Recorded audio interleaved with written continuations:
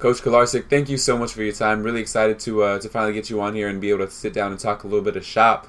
Heard a lot of good things about you. So for the listeners at home, will you tell us a little bit about your background, your motivation, and kind of where you are currently? Yeah, well, first of all, again, as I said before we actually jumped on the line here, I appreciate you having me on and really hope that, what I have to offer or the answers to your questions that I have actually take a little value to your listeners out there. Fair enough. But to talk a little bit about my background, currently I am the head of performance with the Colorado Rapids. And how I got here is probably a little bit of a winding road, so I'll try to keep it as succinct as possible. So I'll kind of go backwards. So if I backtrack from where I'm at now in Colorado, before coming here, I was in Seattle for 6 years. Before that, I was with Exos and the LA Galaxy. Before that, I was in the private sector, doing sports performance facilities, a couple of different ones in different cities. Before that, I was doing personal training. And before that, I was a computer programmer.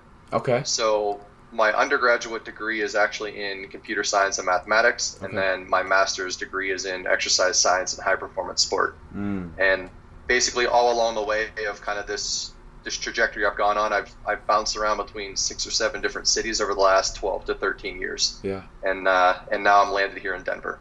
That's awesome. Okay, and so with that, I mean, that's kind of a unique background in terms of your education, I feel like. It's highly valuable because that's kind of the way that a lot of things in the field are moving. What would your recommendations be to coaches who, say, took a more homogenous background of exercise science, bachelor and master's, but are now in sport in a setting where they could benefit from the computer science side? I mean, what I would say is that, if you're interested in delving into that stuff at all, there are a million places you can go and do free online courses. I know a couple are like EDX and Coursera, Udacity. I know MIT has some things. There's a lot of different free online resources where you can essentially take a course that you would take at MIT or Stanford or some big college, and you can take it online for free. So for people who maybe don't have that background but are like, I'd really like to develop that skill set a little more, you can actually do some formal classwork and coursework to actually try to upskill yourself and prepare yourself to do it. I like that. Okay. What other recommendations would you have for coaches trying to do something similar to you? So this is an interesting one, and I actually thought about this one for a while, and I think you look at my background, and I think, ultimately there's no one way to do this, right? Everyone's path is going to be slightly different. With that said, I think if you want to work in sport and you want to run a staff one day, I think what's really important is that you put yourself in a position where you can understand the whole process. So what I mean by that is you need to understand everything that happens from on the field, in the gym, in the medical room. You need to understand nutrition, psychology, all these different aspects of what high performance sport is. Now, I don't think you need to be, the master of all of it, but you need to have, I think, a really good working understanding to be able to recognize how all of these pieces work together in this really complex interaction for each individual athlete. A good example of that could be, if you look at, you don't necessarily need to be, if you're more of a strength coach, you don't necessarily need to be a medical provider. So you don't need to be a PT or an ATC. But what I think is important is you need to understand what they're doing, and you need to understand how to rehab a player. And both what is happening with that player during the rehab process on the field or in the gym. So if you are in the position where you're running a staff and managing them, you understand how to drive the process and the protocols to be able to tie everything that you guys are doing together into one complete program. And I think, honestly, when you look at it, it's I don't know if you've noticed this or not, but there's sort of this pendulum swinging back with there's been some books that have come out where the pendulum sort of has swung away from specialization, and it's swung back towards this idea of becoming a good generalist. So there's books like Range by David Epstein. I know that came out pretty recently, but there's sort of this paradigm shift back to being able to be not necessarily a jack of all trades, but being able to be fairly proficient at a lot of different things. And understanding how to then piece this whole puzzle together. Okay, and that's interesting, and I agree, and I think it's highly valuable. But where do you think that kind of paradigm falls with, for example, the other paradigm of being like a specialist, for example, like Raymond Burhine and some of his work with like specialization in soccer and making everything soccer specific. I mean, if you're talking about like long-term athletic development and those kind of things, I mean, I still think that, you know, most people would probably still argue that early specialization is still a problem, you know, for kids. But again, if you're talking Raymond Verheyen at like the professional level, like you're sort of past that stage. So you're thinking more like he's trying to create an environment where everything he does is put in context. So, you know, I always say like, you know, you can take a guy on the side of the field and run him all day. Yeah. But once you put him on the soccer field and you make him make decisions and he has to have a ball at his feet, or he has to then read the context of where he's making a run, or when he makes the run, or how fast he makes the run, or trying to receive a ball while he makes the run, well, that completely changes the dynamics of the actual execution of fitness or running or any type of skill. So I think from his standpoint, you know, at the professional level, I think, yes, like we want things to be specialized and in context. Yeah. But I think in terms of like, if you're going to talk about long-term athletic development, you probably wouldn't, you know, only have somebody play one sport from the age of 6 until they're 25 or something. That makes a lot of sense. Okay. Thank you for expanding on that a little bit. And then kind of moving forward a little bit, were you just briefly explain what your staff structure looks like?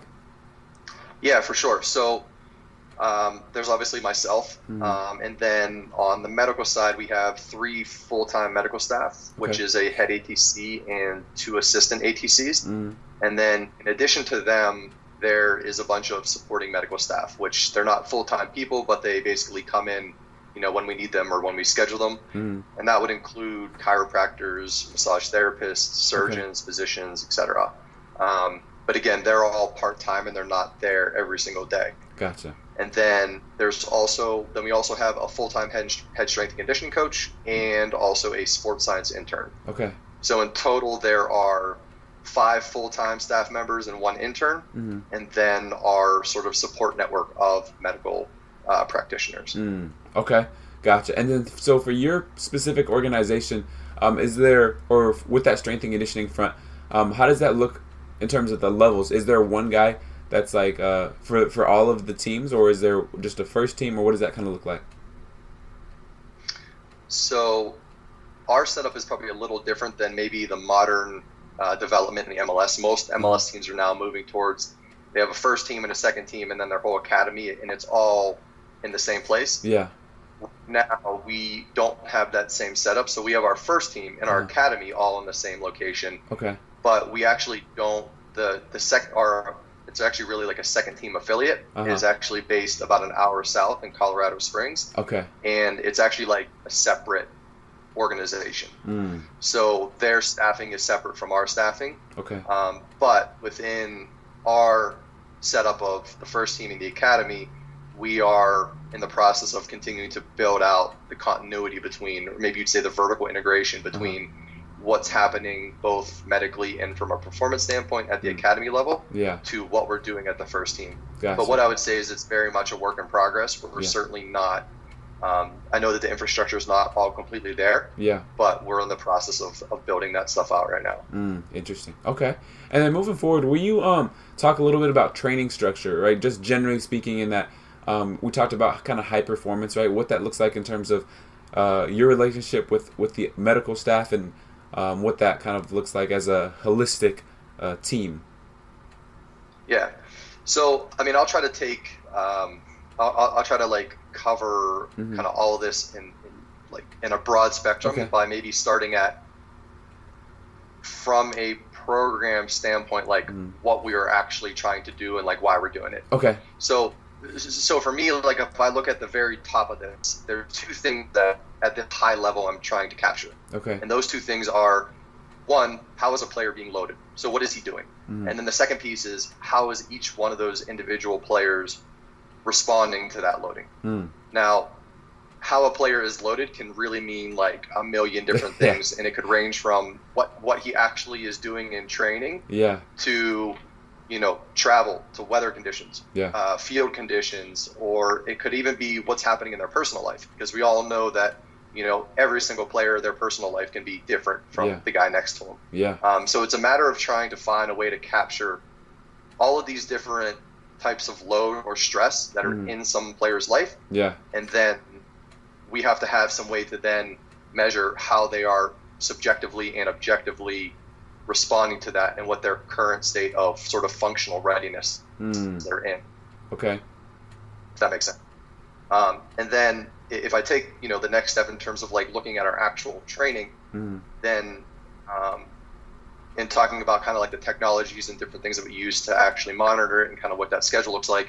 I will take our periodization at the end of this past year, because I don't know if, your casual listener may not know this, but we had actually 3 different coaches that used 3 different periodization approaches in a 9-month period. Wow. So, a lot of what we were doing this year was, there's general principles that we were using that didn't change, but, with each new coach and each new sort of approach to what we were doing, there was a lot of things that we had to manage in terms of, our loads would change, or the way we were training was changing, and days off would change, and all those things became things that we needed to keep track of and try to manage to try to mitigate and prevent as many soft tissue issues that we would, that you might run into if you're trying to change things all the time with guys.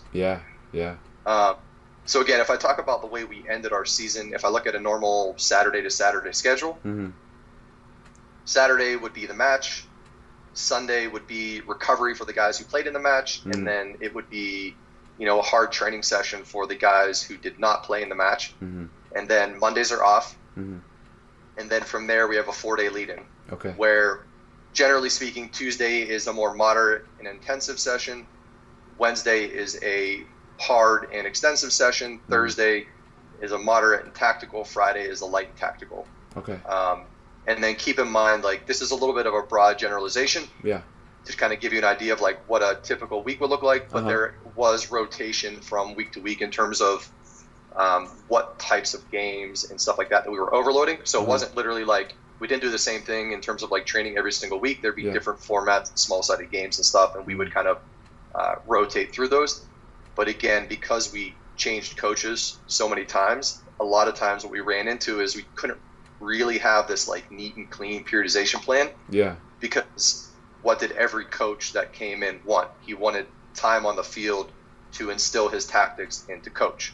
So a lot of times, it's hard for a coach to come in and for you to say like, well, this is the games that we're playing. But he's like, listen, I need to get all these tactical things across to the players, and I need to run the session this way. Like, I can't walk in there and say, no, you can't do that. So again, the number one priority was to maximize the amount of time that the players could be on the field and actually go through these tactical pieces and learn the way the coach wanted to play. That makes a lot of sense. Okay. And so moving forward with this training, ideas and structure, what type of technology do you guys have, and what do you hope to assess specifically in terms of physical parameters with that technology?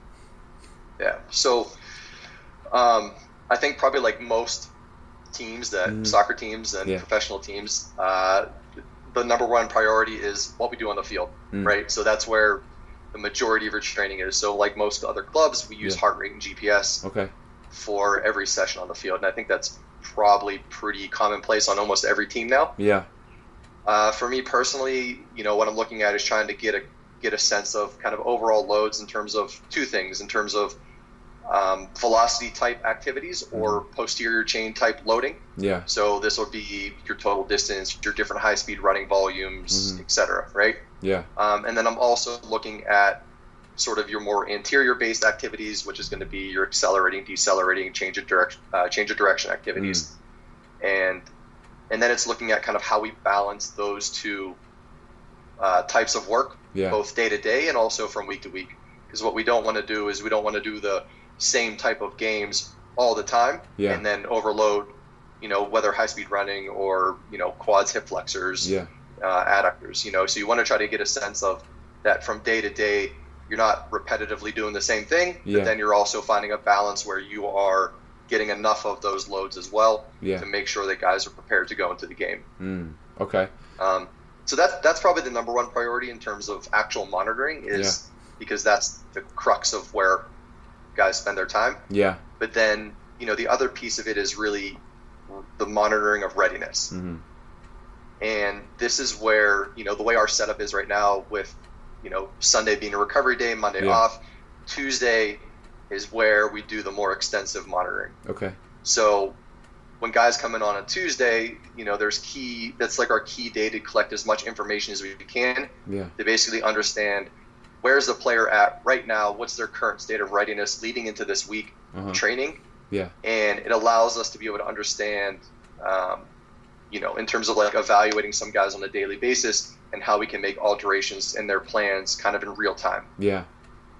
Okay. And we do this we've sort of built out this algorithm in terms of being able to look at a player both globally and locally. Yeah. So a lot of most of our players at this point, they come in and they've had some injury and they have some issue, right? Yeah. So they have some local problem, but a lot of times that local problem is caused by some global issue. Yes. So, that sort of speaks more to like how we've kind of built out the program and the foundation of our program in terms of how we look at a player from the most basic medical musculoskeletal evaluation all the way through to understanding what we need to do with the guy to be 90 minutes fit and basically all the iterations in between there. Yeah. So some examples of what we're looking at or what we're monitoring would be, again, we have a musculoskeletal screen, which is a little bit of something that we've kind of created by putting a few different things together. Okay. I would say that it's heavily rooted in the foundations of PRI. Okay. We do a wellness survey. Real quick, for the listeners that might not know,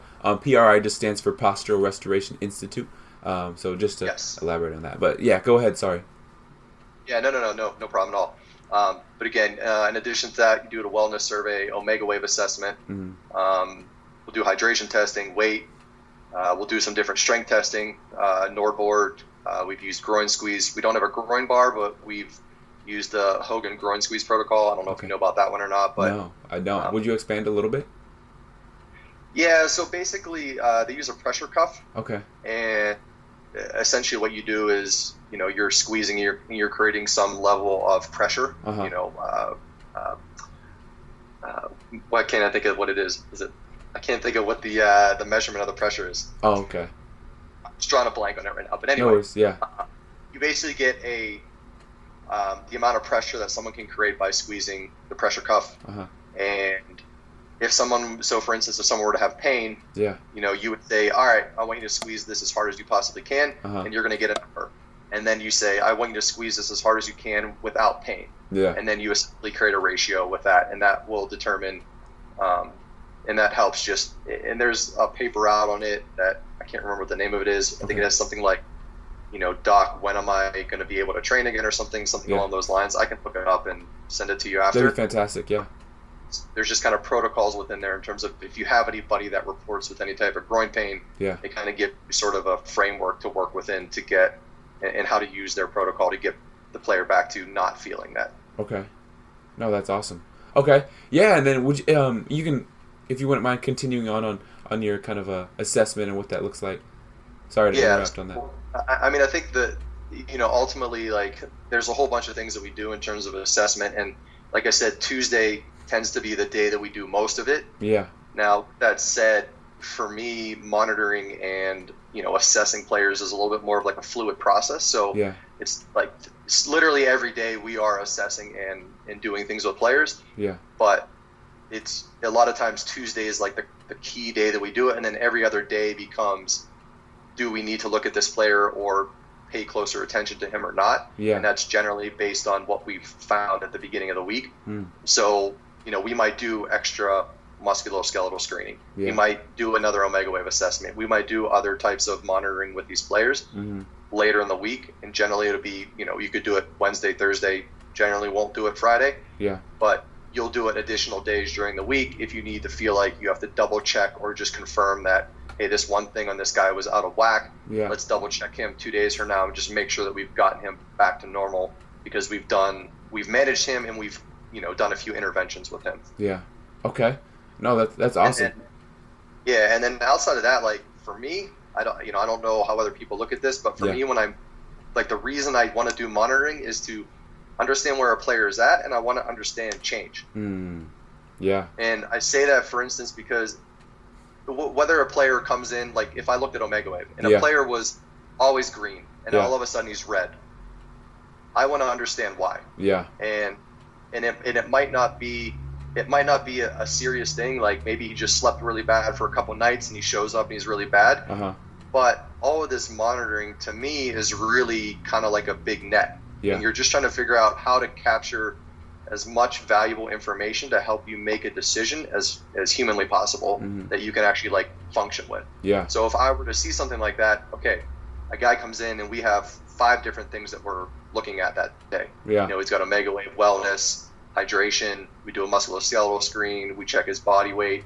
If we're looking at these things and the guy comes in and 4 out of 5 of them look totally abnormal to what he normally looks like. Yeah. Okay, then I can walk in there and I can have a conversation with him and try to figure out, okay, why is this guy like this? Yeah. And then once we figure out why he's like that, then we can start doing things to actually make an intervention and give him the tools to be able to get himself back to his normal state as quickly as possible. Okay. And so 2 questions kind of arise on that. So you talk about all the testing, and it seems it's fairly extensive, which is awesome. But in terms of time management, how long does the whole battery take with per athlete? I mean, probably all of that instead, maybe 10, 15 minutes. Oh, okay. But the way that we have it set up is,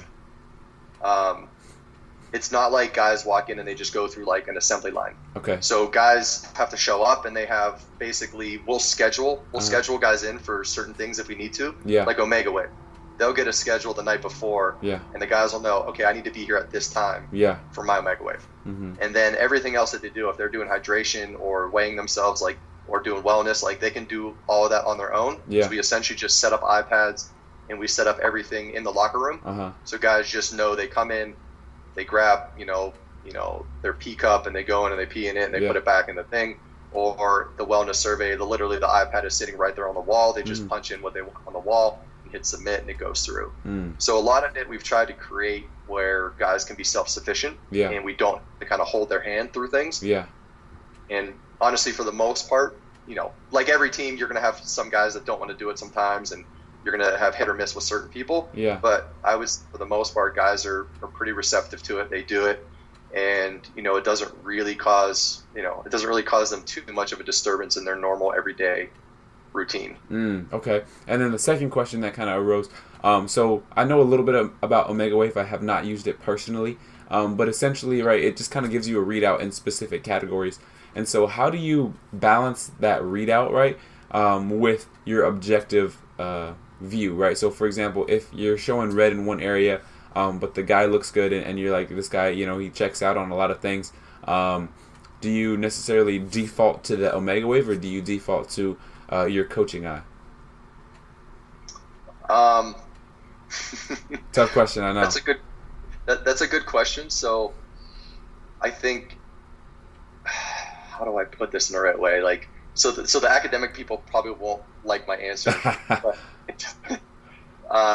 because for me, it's probably a couple things. Okay. Like I've looked at this stuff for 10 years now. Yeah. So part of it is that I have a pretty good feel for like what certain things mean. Yeah. But on the other side of that, like I also want to make sure that I don't make biased decisions. So that's the other piece of it. So for me, I'll never make a decision based on one piece of information. Okay. So even if somebody walked in and their Omega Wave was like atrocious, and it was like the worst one I've ever seen, I'm not necessarily going to change their training. I'm not necessarily going to change anything that they do. Yeah. I might just go into them and say, it's also a matter of understanding like why their Omega Wave was bad. Yeah. So your Omega Wave can be bad for a number of different reasons. And, like let's say for instance, autonomically, you're totally out of balance. Yeah. Okay.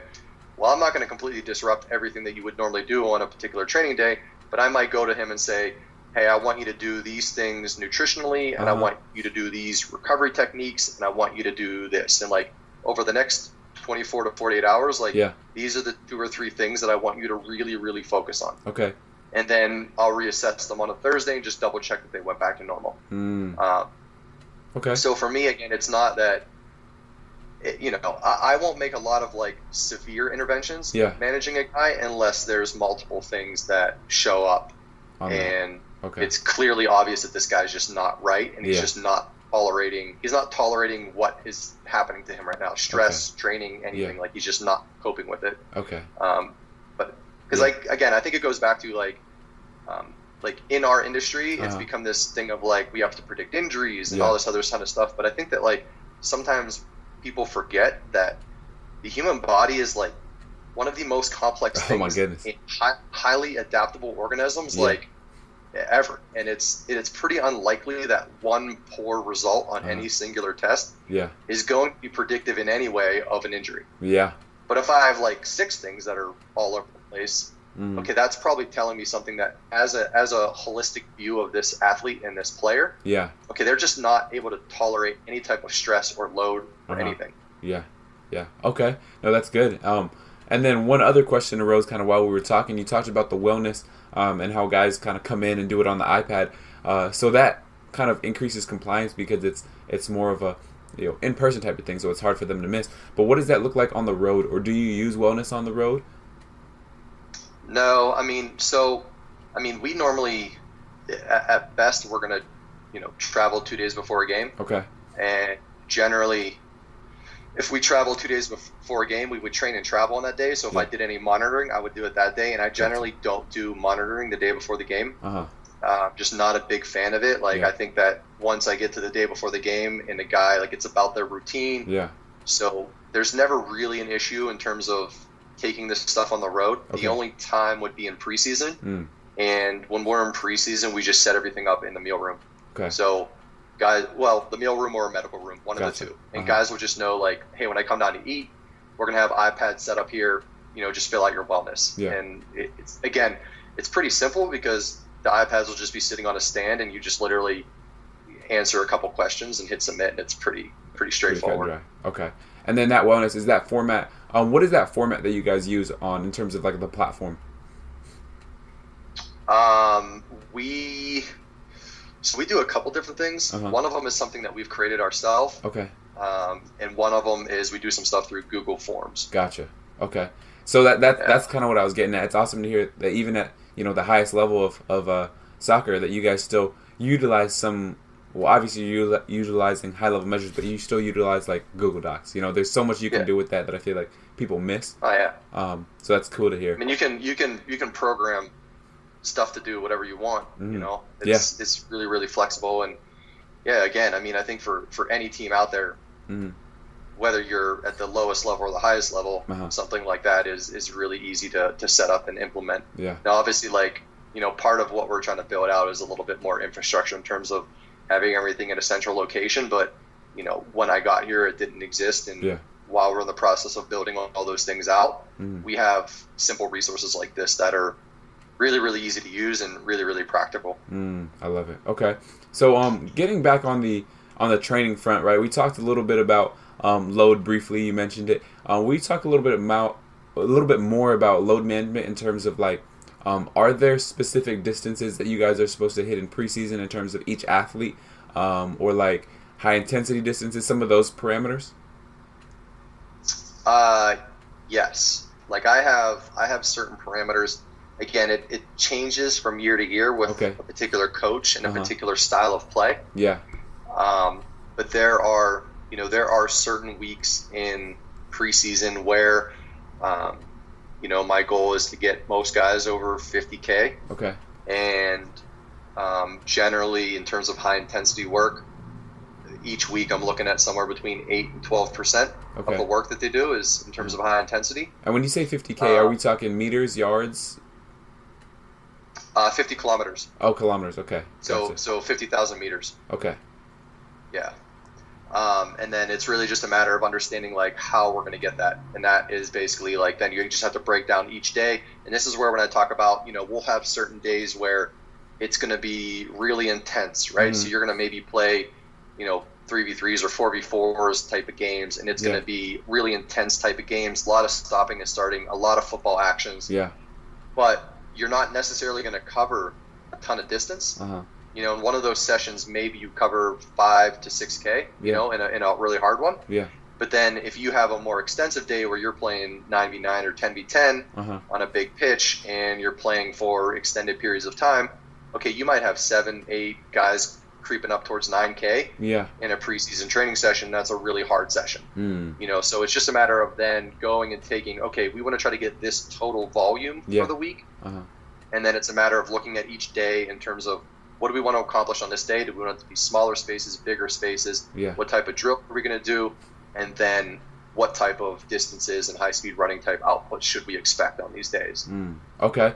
And so how does that fall in place with what that first team S&C guy kind of does, or how does that continuity work between you two? I mean, pretty seamlessly. So the way that we did it this year is we actually lifted 2 days a week, and we would lift on, so Tuesdays and Wednesdays would always be the harder days of training. Okay. And then Thursday and Friday, like, you would taper in and stuff would be less, again, it starts becoming a little bit more tactical. Yeah.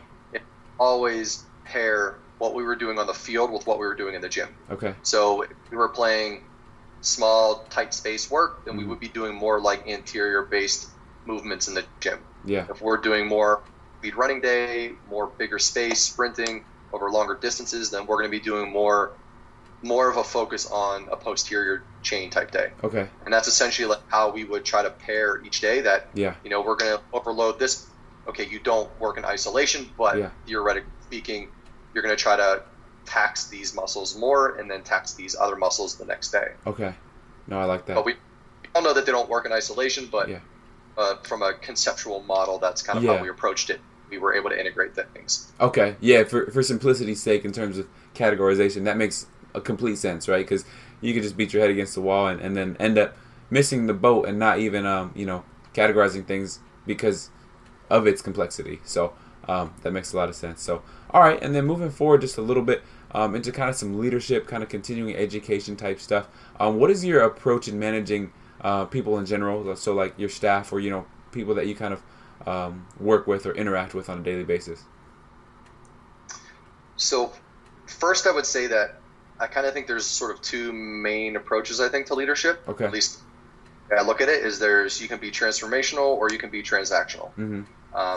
If people have not heard of these kind of two different disciplines, for me, transformational essentially just means that I try to develop relationships with my staff as well as everyone else that I work with.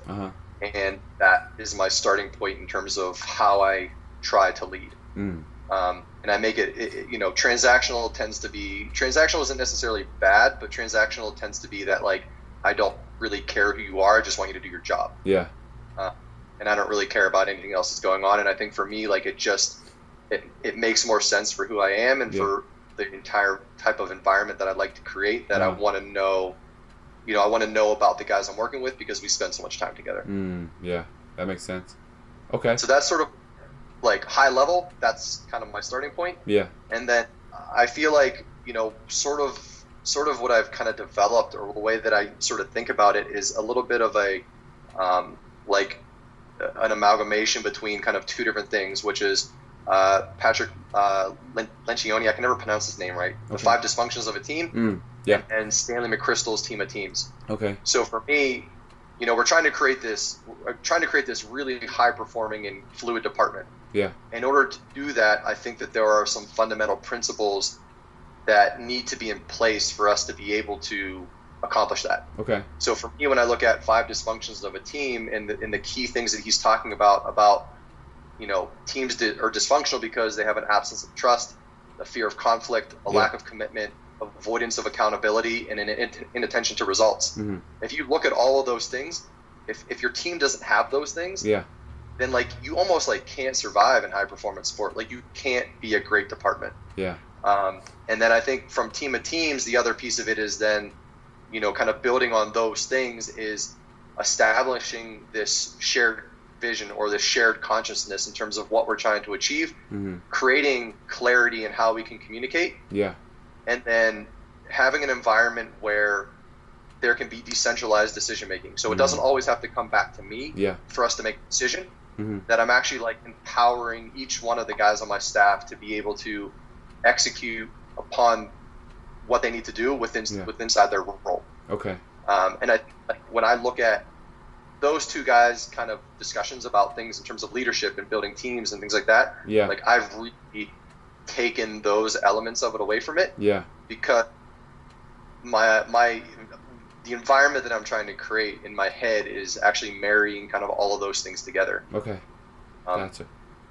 And again, I think what I'm learning is that it's really easy in theory, but it's something that really takes time to develop, and you need the right organization, you need the right people, and the right people in the right positions to be able to fully integrate all of this and kind of realize that approach that I'm kind of talking about. But ultimately, like I said, this is what I'm trying to create, and that's the environment that I aspire to foster, a place where everyone wants to and expects to work hard, but also really genuinely has fun by being in that environment. Yeah, that's awesome. Okay, and so to pull on that thread a little bit, what type of people do you look for when hiring for different positions in terms of qualities? I always go back to the same thing on this one. People, it's kind of like, I don't know, I've probably said this like 1,000 times, but I feel like in this day and age, it's pretty simple for me. Okay. And I don't think it's too much to ask for probably any job that you're hiring for two things. One, for the person to just be a good person. And two, for that person to be technically qualified and have experience to do their job. So for me, like when I'm looking for new hires and I'm looking at people that I think are going to fit in our team, those are the things I'm thinking about, because we are with each other all the time. So if they're not a good person, even if they're like they're the best person out there, no one could ever like touch them in terms of their technical skills and them as a practitioner. If they're just an awful person, like no one wants to work with them. Like, and that's not, and that actually flies in the face of some of the things I talked about in terms of, building a team and having this, shared consciousness, or even like being able to trust each other. Like there's all these things where like, if I think that I'm too smart for everybody, like then I'm going to think everybody else is an idiot and I don't trust them. So I'll never be able to, as a group and as a team, succeed bigger than each individual person. And then again, I don't think it's too much to ask that people are qualified to do their job. I think it's there's enough resources out there in the world now that you should be able to know what you're doing. No, I agree. That's a good one. I think a lot of people miss that one because they'll pose the question being in a complete place of disequilibrium, or where they're not even in the conversation for the position. So that's kind of a funny, simple something that everyone can do. So I love it. Okay. And then in terms of actual applications, do you have any recommendations on like resumes or cover letters or anything like that? Yes. Okay. I've looked over a lot of resumes over the last 2 years, and I think my first and foremost piece of advice would be, when you're putting your resume together, you should be thinking about creating something. The best way I can describe it is like something visually elegant. Because as soon as I open your resume, I should be able to look at it and say, this is clean, well organized, and it should allow me to be able to pull out the most important information that I want to see as quickly as possible to be able to screen you as a possible candidate. I've opened so many resumes that just look like someone threw up on a page, and I'm like, and I honestly don't even want to look at them. And there are some that I still go through them, but there's some that I look at and I'm like, this guy is really, really qualified, but he just put his resume together so poorly that he made a really poor first impression on me in terms of like, I want him to be organized and, like I expect him to work at a high level, and like, but he can't put his resume together right in a way that is clean and easy for me to look at. So like, and it's not to say that someone can't do their job, but I think that's a really important thing for guys to start working on. And when you're putting your resume together, like you have to tailor your resume to whatever job you're applying for. Okay. So don't just like be like, well, this is what I've done. And put everything on there that you've ever done. If you're applying for a science or S&C position, you should literally be highlighting every single thing that you've done that has some relevance to working in that position. So have you worked with kids? Have you worked with professional athletes? Have you worked and what have you done? And you should be highlighting those things, because I've seen that as well, where guys will literally just put information in chronological order of what they've done. Yeah. And while it's important to understand, when guys did certain things, when they had certain internships, when they had certain jobs, probably what's more important is to understand what kind of skills you have and what kind of positions you've been in, and what type of things you've developed as a person and as a practitioner. I love it. Okay. No, that's a really good framework to use, because a lot of people get confused, I think, on this. And so just having that as a guideline, I think, is fantastic. And then moving forward into kind of closer to the end, what are some resources that have had a big impact on you, whether it's a book, a podcast, conversation, or a conference? So this is a real fluid one for me too. I'll give you a few. I'll give you a few resources that I frequently go back, I go back to, and I'll listen to or read. But I think for me, the bigger thing in this is maybe not necessarily, what has the most impact on you, but it's more of almost making sure in our industry as a practitioner, you sort of develop this skill set, or you develop this habit of just continual education or continual learning. That essentially just becomes who you are. And I think in our industry, I think of most industries, this is an industry that it evolves so quickly. I mean, research changes so quickly in terms of what we know about the human body. So for you to maybe study something in 1995 and it's 2019, well, that might not apply anymore. So I think the starting point for me in this discussion is making sure that people start to look at not about just reading a particular book or doing a particular course, but they start thinking about developing the habit of learning. Okay.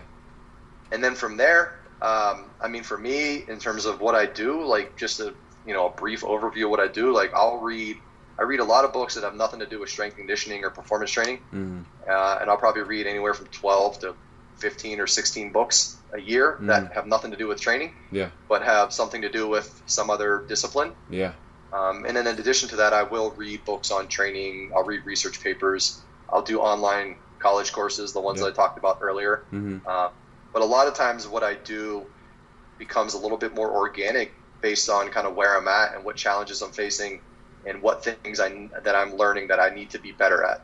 So if I give you an example, at the beginning of the year, I read a whole bunch of books on emotional intelligence.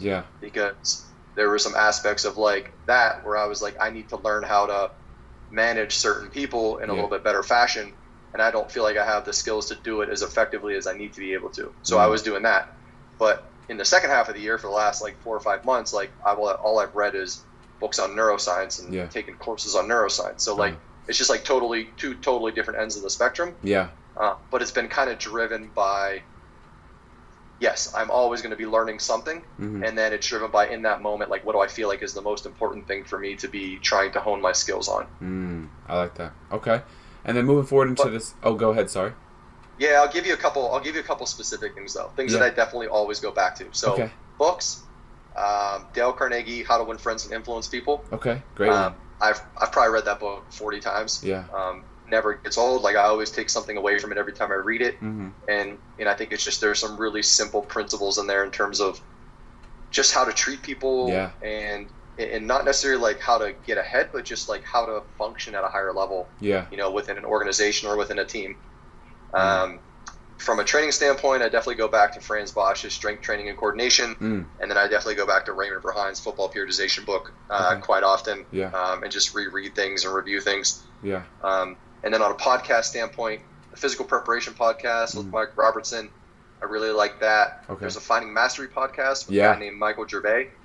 Very, very good. And then I'm sure this has been mentioned before too, Pacey Performance. I think he does a really, really fantastic job as well. Those are a handful of things that I will go back to every now and then and just go through some episodes and stuff. And check some things out. Awesome. Okay. And then moving forward into this last segment here, just some things about you and your experience and your life experience, right? If you have any, what are some quotes that you live by? Okay, so I have two for you. I have one, which I think it's a Bruce Lee one, the one that is adapt what is useful, reject what is useless, and add what is specifically your own. I think for me, it's really, really simple. Mm-hmm. But when you think about our industry, it's literally really, really applicable to what we do, because there's so many things going on. There's new research, there's a new piece of technology, there's new this, there's new that, there's this new way of doing something. Like, everybody has some fancy gadget or new way to do things. And part of what's important for us, I think, as practitioners, is to be able to critically evaluate and evolve and adapt. But not everything that goes out there is going to be useful. We have to be able to translate the things that are useful or not useful into our environment. Yeah, no, I agree. Okay. The second one I have is actually one from all of my neuroscience and neurobiology stuff I've been doing. Okay. It's a quote from one of the guys that I read, and the quote is, "All perception is based on how our brain is wired from experiences in the past. We don't perceive things in our reality the way they are. We perceive reality the way we are." That's big. And I read that one, and it really, honestly, it really resonated with me. Yeah. Because, one thing you're going to ask me later about what is one of my biggest struggles to overcome. Yeah. The answer is myself. And I think what you look at is that being cognizant or recognizing that who we are as a person is all based on our experiences, our emotions, our feelings, all these things that have happened in the past. So every day that we wake up, the perception that we create of reality is based on all of these things that happened to us in the past. And all of these emotions and all these feelings we have are all based on something that happened in the past. So really, the challenge is about, if deciding what type of reality you want to create, and then overcoming yourself and creating the reality that you actually want to have. Gotcha. Yeah. No, that makes a lot of sense. You can deep dive into the neurobiology of it, and the actual connections in your brain and the wirings in your brain and how that changes. It's really, really fascinating to me. But I think that quote, if you really think about that quote, it's just really interesting when you put that in the context of how each person both functions in their daily life and then interacts with people around them. I like it. Okay. What is the best advice that you've ever been given? I always go back to these ones because they're some of the first ones when I got into this industry that I got, and it's from my former boss, Dave Tenney. He used to always tell me two things. He said, take your job serious, but don't take yourself too serious. And then he said, you can't take anything personal. And I think those two pieces of advice are really ring true almost all the time. Okay. That we work in this world where if you take everything personal, you're always gonna be in a bad mood. Yeah. And then if working with athletes and things like that, if you are just too serious all the time, you're just never really gonna connect with them in the way that you're gonna need to. Yeah. But you do need to take your job serious. Yeah. So you need to show up every day and you need to be ready to go. Okay. In contrast to that, what is the worst advice that you've ever been given? So I'm not really I'm always a turn something into something meaningful thing. Yeah. So for me, I don't think I've ever been given advice that's bad, because for me, I think it largely depends on the context in which I myself interpret it and use it. So no matter what someone says to me, I think you can always take something of value away from it. It just depends on how you interpret it. And that might be whether it's learning what to do or maybe what not to do. Yeah. So I think, again, for me, I don't know if for me personally, I don't know if someone could give me bad advice. I think more the question is that, am I in a mindset that I'm able to interpret the things that someone's saying to me in the right way to allow me to use that information meaningfully. I like that. Putting the locus of control back, on yourself versus on external matters. I like that. Okay. And then last question here. 100%. So what are some projects that you're currently working on, and how can people kind of reach out to you and follow your journey? First of all, I'll be the first one to admit that I'm not the most active guy on social media. I kind of go in waves. Sometimes I'm on there, sometimes I'm not. Yeah. But if people follow me, you can literally just search for my name on Twitter or Instagram, and you should pretty easily find it. It's pretty unique. Yeah. And then as far as things that I'm working on or kind of projects I kind of have in a pipeline, what I would say is what I mentioned before is I've been real deep down this rabbit hole of neuroscience. and taking classes in neuroscience, reading books on neuroscience. I think that there's just some like really fascinating things at a brain level and from a brain perspective that we don't even know what we don't know yet. And I don't really know where this is going to take me. And there's not like a specific project that I'm working on. But I think, if there's anybody out there looking for something, they're just like looking for something interesting or something different to look at. I think jumping down that road and taking a look at some of the stuff is just really, really fascinating. About how complex our brain is, but then how simple sometimes it is as well in terms of how it functions, how it works, and the way that when you think about managing our bodies and all the things that it does, it really, really fascinates me. So a lot of times I'll post about the things that I'm reading or if I took a class or things like that. So if someone was interested in seeing kind of what I'm doing or what I'm looking at or what I'm reading, a lot of times I'll put posts on Instagram or Twitter or something like that about those things. So I'm happy to have them take a look at them if they want. Fantastic. Well, Coach, thank you so much for your time. This has been fantastic. I've learned a lot from it, so I know the listeners are going to take a lot from it. Once again, thank you for your time, and hopefully we can connect again soon in the future. Yeah, likewise. Appreciate you having me on, and again, hopefully your listeners can find some value in the things that I had to say today.